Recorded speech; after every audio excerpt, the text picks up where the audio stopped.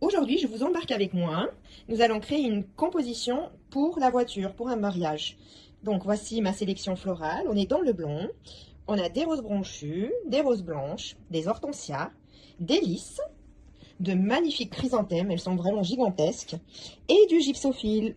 C'est parti pour l'étape suivante. Eh bien, pour faire notre composition de voiture, on va utiliser un petit support avec de la ventouse pour fixer sur la voiture. Hop, elle a déjà été humidifiée, donc je l'ai plongée dans de l'eau. Pour commencer, on va cacher la petite base de la mousse avec du feuillage.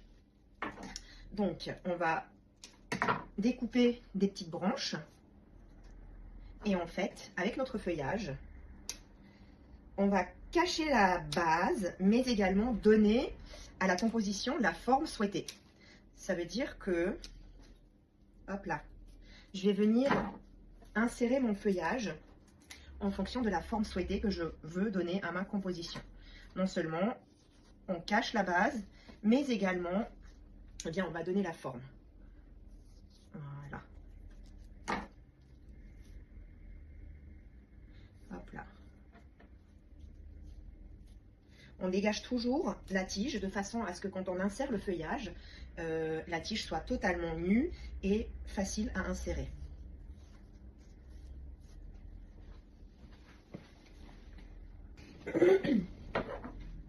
Et bien maintenant, une fois que j'ai inséré mon feuillage de manière à cacher la base et à donner la forme que je souhaite à ma composition, je vais venir travailler mes fleurs.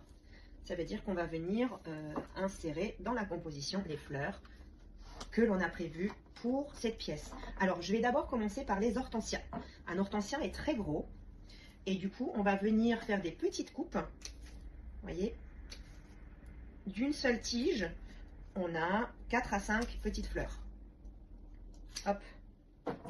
Donc du coup maintenant, eh bien, je viens insérer mes fleurs dans ma composition.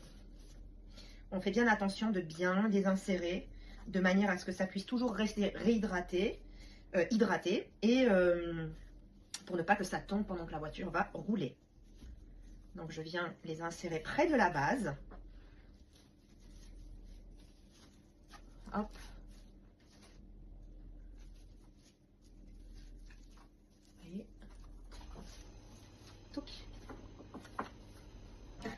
Pareil, on fait la même chose, on découpe plusieurs morceaux. Celle-ci, j'ai gardé la tige bien longue pour donner un peu d'auteur.